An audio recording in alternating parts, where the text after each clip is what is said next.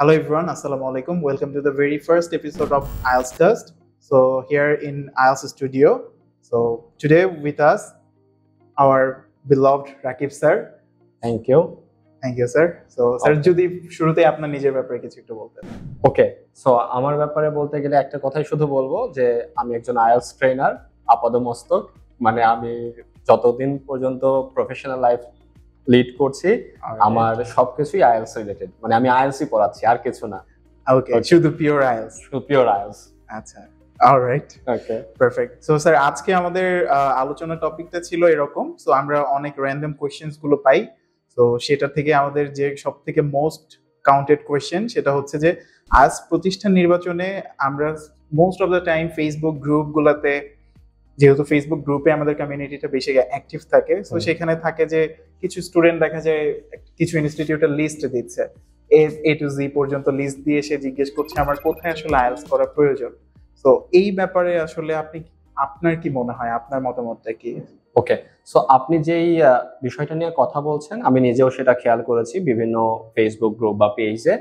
এবার বিষয়টা হচ্ছে অনেক স্টুডেন্টই বুঝে হোক না বুঝে হোক তারা বিভিন্ন ফেসবুক গ্রুপে গিয়ে পোস্ট করছে একটা লিস্ট দিয়ে যে এই প্রতিষ্ঠানগুলোর মধ্যে কোনটা তার জন্য ভালো প্রতিষ্ঠান হবে বা ঢাকার মধ্যে বেস্ট প্রতিষ্ঠান কোনটা। কিন্তু এইখানে কিছু ফান্ডামেন্টাল মিস্টেকস আছে। মিস্টেকস গুলো কি কি আমি একটু ধরিয়ে দিই। ব্যাপারটা হচ্ছে যে আমি আসলে কি চাচ্ছি সেটা কিন্তু আমি উল্লেখ করছি না ফেসবুক পোস্টে। আবার যারা পরামর্শ দিচ্ছে তারাও আউট অফ নোয়ার কিছু সাজেশনস নিয়ে হাজির হচ্ছে, যেটা আমরা বাঙালিরা করতে পছন্দ করি, সবাইকে পরামর্শ দেই এবং সেটা হয়ে যাচ্ছে। এবং এর ফলে যেটা হচ্ছে অনেক স্টুডেন্ট মিসগাইডেড হচ্ছে এবং তারা বড় বড় প্রতিষ্ঠানে গিয়ে ভর্তি হচ্ছে, অথবা ছোট প্রতিষ্ঠানও হতে পারে। ভর্তি হওয়ার পর তারা তাদের এক্সপেক্টেড সার্ভিসটা পাচ্ছে না, and what happens at the end of the day, they end up being depressed. এবার তাহলে আমাদের কি করণীয়? আচ্ছা, তাহলে আমরা এখানে ফার্স্টে তিনটা পয়েন্ট পাচ্ছি। প্রথমত হচ্ছে যে আমার কারেন্ট পজিশনটা কি, তো আমার আসলে গোলটা কি, আমি কি চাচ্ছি, আর হচ্ছে প্রতিষ্ঠানটা থেকে আমার কি চাওয়ার আছে। এক্স্যাক্টলি। তাহলে আমাদের কি করতে হবে? আমাদের কাজ হবে যে আমি যখন কোনো ফেসবুক গ্রুপে পোস্ট করছি যে আমি কোন প্রতিষ্ঠানে ভর্তি হলে আমার জন্য ভালো হবে, সো এইরকম পোস্ট করার আগে আপনার লিখে দেওয়া উচিত আপনার এই মুহূর্তের অবস্থানটা কি, আচ্ছা, এবং আপনি আসলে কি ধরনের সার্ভিস এক্সপেক্ট করছেন এবং সেই সার্ভিস পেলে আসলে আপনি কোথায় পৌঁছতে চান বা সেই সার্ভিসটা নিয়ে কোথায় পৌঁছতে চান, এটা উল্লেখ করে দিলে, এক্স্যাক্টলি এটা উল্লেখ করে দিলে তাহলে তার জন্য যেটা হবে সে একটা প্রপার গাইডলাইন পাবে বলে আমার কাছে মনে হয়। এবার এই ক্ষেত্রে আমি এই ব্যাপারটাকে আরেকটু ইলাবোরেট করে বলতে চাই।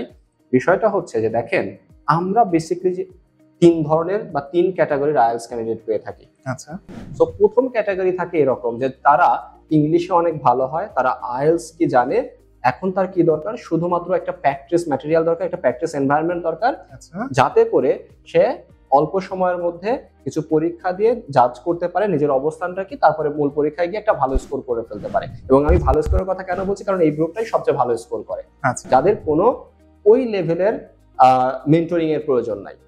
এরপরে একটা গ্রুপ আছে যারা ইংলিশে ভালো কিন্তু তাদের আইএলটিএস প্রিপারেশন সম্পর্কে তেমন কোনো ধারণা নাই বা আইএলটিএস ফরম্যাট সম্পর্কে তাদের কোনো ধারণা নাই। এইবার তাদের কি দরকার, একটা প্রতিষ্ঠান থেকে একটা আইএলটিএস প্রিপারেশনের ইনসাইটস গুলা প্রপারলি জানা দরকার। আচ্ছা, এই ইনসাইটস জানার ক্ষেত্রে কি টাইপের ইনসাইটস একটা স্টুডেন্ট জানতে পারে? এখন বিষয়টা হচ্ছে যে আইএলটিএস এর যেহেতু 4টা মডিউল আছে, এই 4টা মডিউলে কোন মডিউলে কি ধরনের কোয়েশ্চেন টাইপ হচ্ছে, বেট, listening, reading, writing or speaking, তাহলে আমার যেটা করা উচিত যে আমি যখন রিডিং নিয়ে কোন একটা পার্টিকুলার প্রতিষ্ঠান থেকে সার্ভিস নিচ্ছি, তাহলে তারা কি রিডিং এর সবগুলো কোয়েশ্চেন টাইপ নিয়ে কাজ করছে? আচ্ছা, সেটা একটা গুরুত্বপূর্ণ ব্যাপার। রিডিং এ যেরকম 18টা কোয়েশ্চেন টাইপ আছে যেটা আমরা আইএলটিএস স্টুডিওতে করাচ্ছি, রাইটিং এর থেকে এরকম 15টার মতো কোয়েশ্চেন টাইপ আমরা পাচ্ছি টাস্ক 1 টাস্ক 2 মিলিয়ে। সো সবগুলো করাচ্ছে কিনা সেটা যাচাই করে নেওয়া। আবার লাস্ট ক্যাটাগরি, যেই ক্যাটাগরিটা এই মুহূর্তে আমরা সবচেয়ে বেশি দেখতে পাচ্ছি, সেটা কি, যারা ইংলিশ স্কিলে খুব দুর্বল, তাদের আইএলটিএস সম্পর্কে কোনো ধারণা নাই, তাদের শুধু ধারণা আছে যে একটা আইএলটিএস স্কোর থাকলে কি করতে পারবে, বিদেশ গিয়ে পড়াশোনা করতে পারবে, এই ক্যাটাগরিটা। এবং এই ক্যাটাগরি স্টুডেন্টকেই কিন্তু আমরা সবথেকে বেশি দেখতে পাচ্ছি। Most of the cases 80% student Bangladeshi, যে এই মুহূর্তে বাংলাদেশ থেকে যারা আইএলটিএস প্রিপারেশন কোর্স করছে তাদের মধ্যে এই সংখ্যাটা অনেক বেশি। এবং মিসগাইডেড হওয়া স্টুডেন্টদের মধ্যে যারা আছেন তাদের মধ্যে এরাই বেশি আসলে। কারণ কি, তারা কি করছে, তারা তাদের অবস্থান সম্পর্কে জানে না। আমি অবস্থান সম্পর্কে জানি না বলতে কি বোঝাচ্ছি, যে তারা মনে করে যে আমি তো ইন্টার বা এসএসসি লেভেল পর্যন্ত ইংলিশে পড়ে এসেছি, আবার আমার অনার্স বা মাস্টার্স অফ ইংলিশে, তাহলে আমি অবশ্যই কি করতে পারবো, ইংলিশটা ভালো জানি, আমি আইএলটিএস ভালো করতে পারবো। But the scenario is totally reverse, contrast হয়ে যাচ্ছে, একদম কন্ট্রাস্ট হয়ে যাচ্ছে। আমরা এমনও অনেক স্টুডেন্ট পাচ্ছি যারা প্রপারলি একটা ওয়ার্ড ঠিকঠাক মতো লিখতে পারছে, অর্থাৎ স্পেলিং মিস্টেক হচ্ছে। আচ্ছা, এখানে আপনি একটা ব্যাপার আমি যদি একটু আপনাকে থামাই, যে আমরা এরকম স্টুডেন্ট পাচ্ছি বলতে তখন আমরা স্টুডেন্টটাকে কিভাবে ডিল করছি? আচ্ছা, এবার এই পয়েন্টে আসার আগে আমি একটু বলে নেই বাকি কথাটা। আমি এক্স্যাক্টলি আমি এই পয়েন্টে আসার আগে আমি আমার আগের কথাটা শেষ করি, যে যখন স্টুডেন্টরা এইরকম একটা ব্যাকগ্রাউন্ড নিয়ে কোনো একটা প্রতিষ্ঠানে গিয়ে ভর্তি হচ্ছে, এবং সেই প্রতিষ্ঠানে হয়তো অনেক বড় বিজ্ঞাপন আছে, অনেক বড় ফ্যান বেজ আছে, এবং সবকিছু অনেক ভালো এনভায়রনমেন্ট, সবকিছু বিবেচনা করে সে যখন গিয়ে ভর্তি হচ্ছে, ভর্তি হওয়ার পরে সে দেখছে তার যে এক্সপেকটেশন এবং সে যেটা পাচ্ছে দুইটার মধ্যে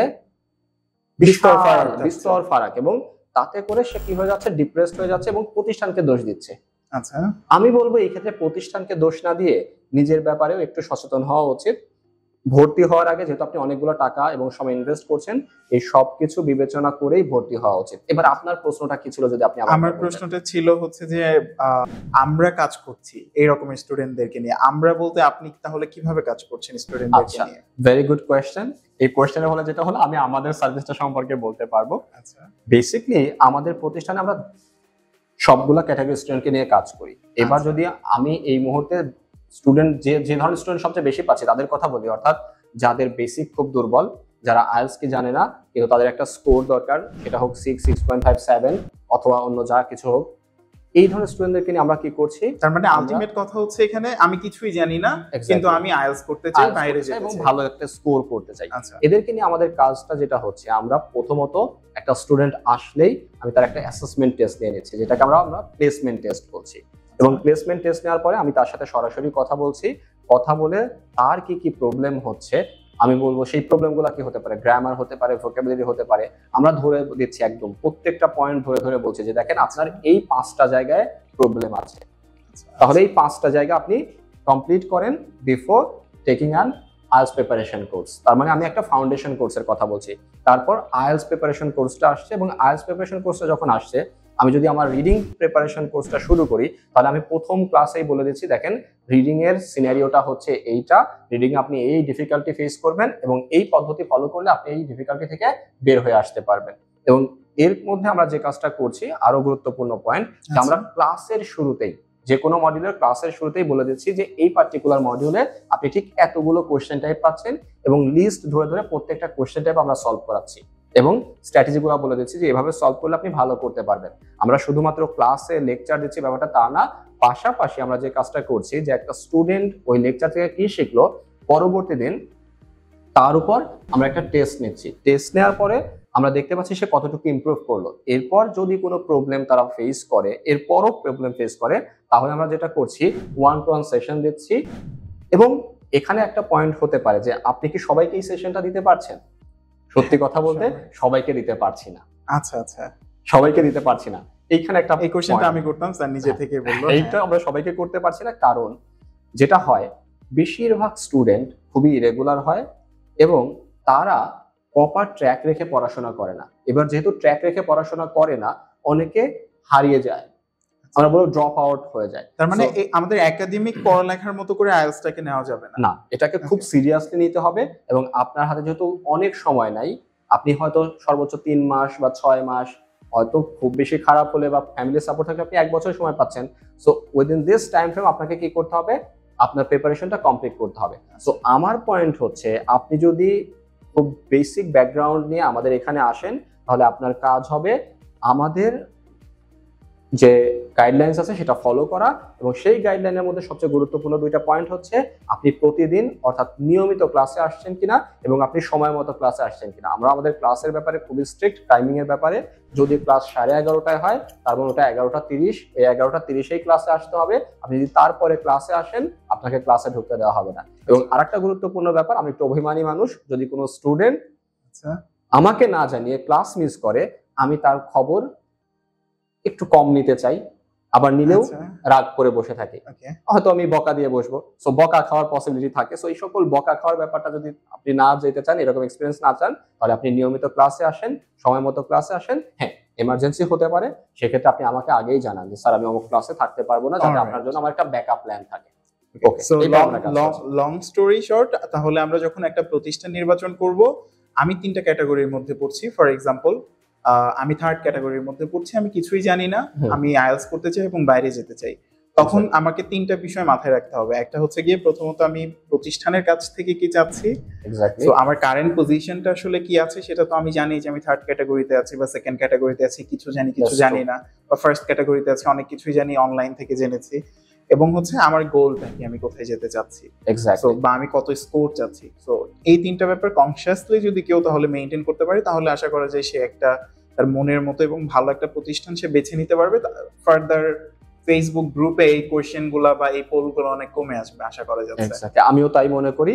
এবং যারা আমাদেরকে শুনছে, আমি তাদেরকে বলবো যে তারা যেন যখনই কোনো গ্রুপে পোস্ট দিচ্ছে, নিজের অবস্থানটাকে সেটা জানিয়ে তারপরে পোস্ট করে যে আমি এই জানি, এবার আমার জন্য কোন প্রতিষ্ঠানটা ভালো হবে। তাহলে যারা সাজেশন দিচ্ছে তারাও ভালো সাজেশন দিতে পারবে, এবং এবার যারা সাজেশন চাচ্ছে তারাও প্রতারিত হবে না।